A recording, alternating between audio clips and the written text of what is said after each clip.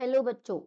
आज हम इस वीडियो में करने वाले हैं इलेक्ट्रोकेमिस्ट्री के एनसीईआरटी इन टेक्स्ट क्वेश्चन को सॉल्व। ये सीरीज चलेगी क्वेश्चन सॉल्विंग की। पहले एनसीईआरटी इन टेक्स्ट होंगे, एनसीईआरटी टेक्स्ट होंगे, फिर एग्जांपल्स होंगे। उसके बाद फिर हम आपको बताएंगे कि आईआईटी जेई में किस तरीके से इस चैप्टर से पीवाई क्यूज हम किस तरीके से करेंगे, एडवांस में कैसे करेंगे, नीट में क्या पूछा हुआ है, सब आपको बताएंगे। और एसेंशियल रीजन भी हम एक सीरीज पूरा इलेक्ट्रोकेमिस्ट्री का आपको चलाएंगे यहाँ पर, ठीक है।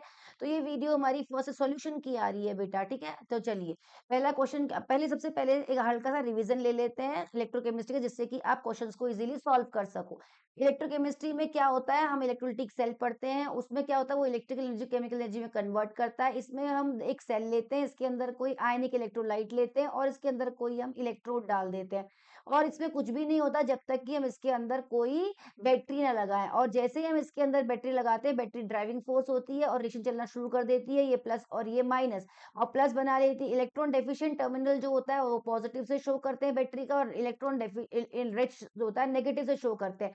इलेक्ट्रॉन डेफिशिएंट टर्मिनल जो बैटरी का होता है वो यहाँ से इलेक्ट्रॉन को लेकर इलेक्ट्रोड की सरफेस से लेकर इसको दे देता है, और ये बन जाता है नेगेटिव। नेगेटिव को फिर हम कैथोड बोलते हैं बेटा, और पॉजिटिव को जो हम बोलते हैं वो उसको एनोड बोलते हैं, ठीक है। एनोड में हमेशा ऑक्सीडेशन होता है। और ऑक्सीडेशन क्या होता है, इलेक्ट्रॉन्स का देना, और ये इलेक्ट्रॉन इलेक्ट्रॉन देता है, और इसके दिए हुए इलेक्ट्रॉन कौन करता है, कैथोड कंज्यूम कर लेता है। ये इसकी क्या है, रिएक्शन है। और ये इलेक्ट्रोलिटिक सेल के अंदर क्या होता है, प्रिंसिपल है। मतलब इलेक्ट्रोलिटिक सेल के अंदर क्या होता है, ये रिएक्शन नॉन स्पॉन्टेनियस होती है। नॉन स्पॉन्टेनियस क्यों होती है, मतलब अपने आप नहीं होती है, क्योंकि इसको क्या होती है, एक सपोर्ट की जरूरत होती है। कॉन्टिन्यूस सपोर्ट मतलब बैटरी की जरूरत होती है। बैटरी लगेगी तो ये सेल होगा, अदरवाइज ये रिएक्शन होगी, अदरवाइज ये रिएक्शन नहीं होगी। तो इसलिए इसके अंदर रिएक्शन जो है वो नॉन स्पॉन्टेनियस है, ये बात ध्यान रखेंगे, ठीक है। एक्सटर्नल, क्योंकि एक्सटर्नल बैटरी की जरूरत होती है इसके अंदर। एनोड उसका पॉजिटिव होता है, कैथोड नेगेटिव होता है। ऑक्सीडेशन अकर एनोड और कैथोड में रिडक्शन होता है। इसका एप्लीकेशन है इलेक्ट्रोप्लेटिंग में, मेटल को एक्सट्रैक्ट करने में इनके ओर से, और प्यूरिफिकेशन ऑफ मेटल्स में, मेटल्स की प्यूरिफिकेशन करने में इसका यूज होता है।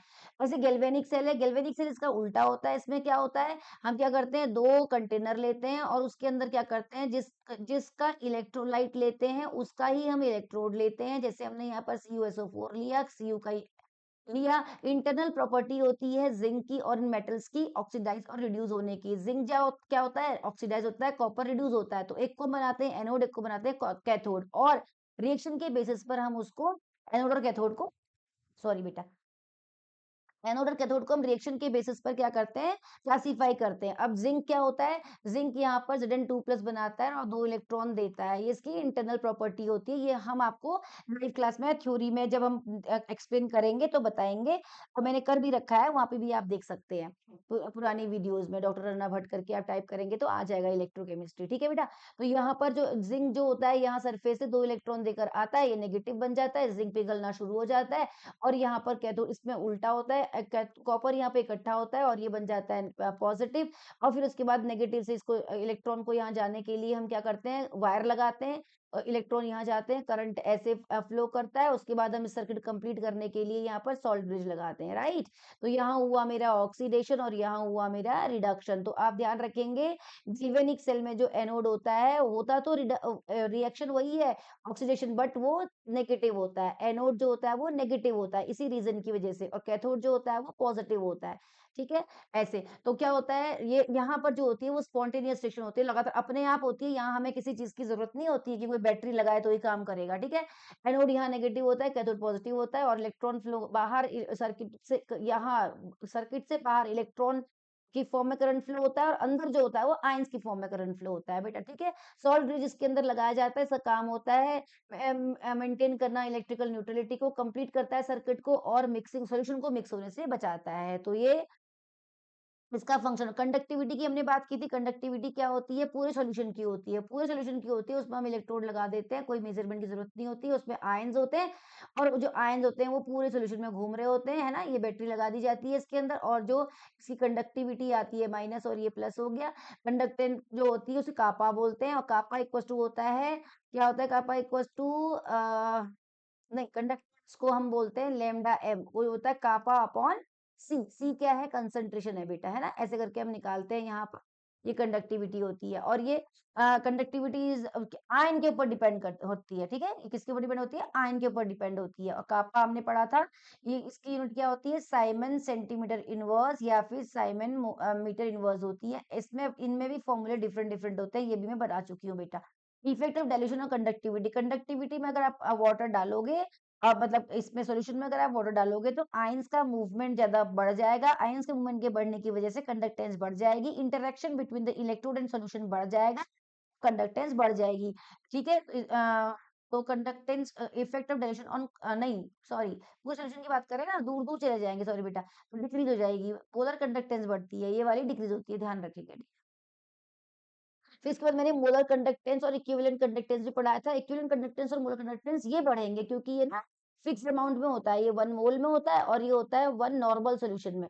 हम ऐसे कंटेनर लेते हैं और इसके अंदर फिक्स, ये देखो ये आया ना, इसका फॉर्मूला होता है कापा इंटू 1000 अपॉन सी। अगर कापा की वैल्यू यूनिट हमें दे रखी होती है साइमन सेंटीमीटर इनवर्स में, तो इसमें क्या होता है कि हम एक कंटेनर लेते हैं, कंटेनर के अंदर 1 मोलर सॉल्यूशन डाल देते हैं और दो इलेक्ट्रोड ले लेते हैं किसी भी मेटल के, और इसका एरिया 1 सेंटीमीटर स्क्वायर, इसका भी एरिया 1 सेंटीमीटर स्क्वायर कर देते हैं। इसके बीच की जो डिस्टेंस होती है वो 1 सेंटीमीटर होती है। अभी कुछ नहीं होगा जब तक कि हम इसे बैटरी नहीं लगाएंगे। जैसे ही बैटरी लगाएंगे तो क्या होता है, ये काम करना शुरू कर देता है, ये प्लस और ये माइनस, ये बन जाएगा मेरा एनोड, ये बन जाएगा मेरा कैथोड, और इसके अंदर रिएक्शन शुरू हो जाएगी।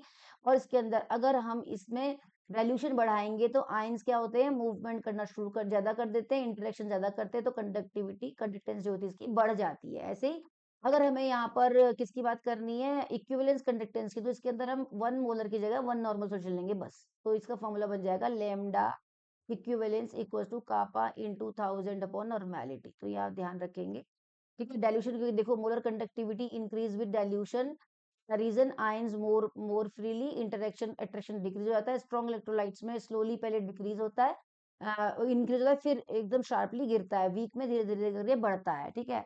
इफेक्ट डाइल्यूशन में क्या होता है, अब आप देख लीजिए, इफेक्ट ऑफ डाइल्यूशन क्या डिक्रीजेस इंक्रीजेस, इसमें 3 मैंने लिख रखे हैं, तो इसका मतलब ये है कि डिक्रीजेस मैंने लिखा है, ये लिखा है मैंने कंडक्टेंस, कंडक्टेंस तो पूरे सॉल्यूशन की होती है, और इंक्रीजेस क्या है, मोलर कंडक्टेंस, और इंक्रीजेस क्या है, इक्विवेलेंट कंडक्टेंस, ठीक। इक्विवेलेंट कंडक्टेंस बढ़ता है, मोलर कंडक्टेंस बढ़ता है, कंडक्टेंस कम होता है, ये भी आप ध्यान रखेंगे, इंपॉर्टेंट है ये, इंपॉर्टेंट चीजें, छोटी छोटी चीजें याद रखेंगे।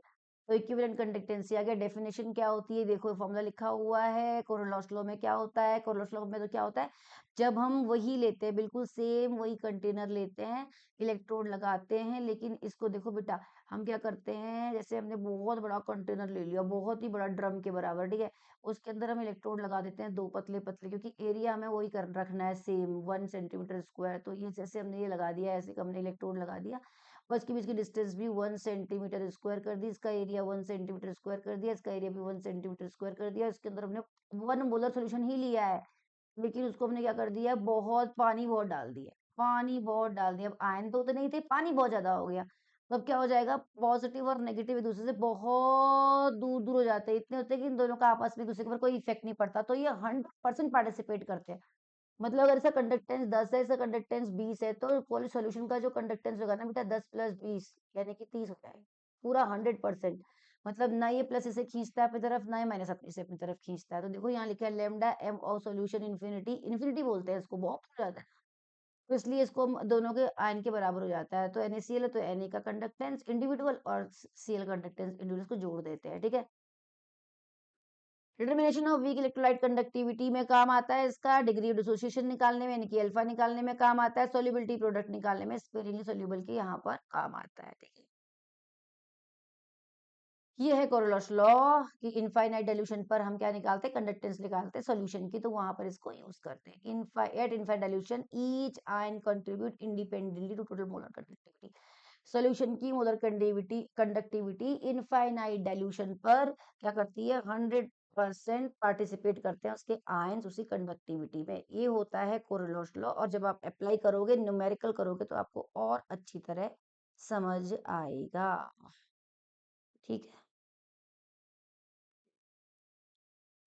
चलो बेटा आगे पढ़ेंगे, effect of dilution on, summary जो मैंने पीछे बताई थी ना, वो यहाँ पर लिख दी मैं। कंडक्टिविटी क्या होती है, डिक्रीज होती है, मोलर कंडक्टेंस बढ़ता है, इक्विवेलेंस कंडक्टेंस बढ़ता है।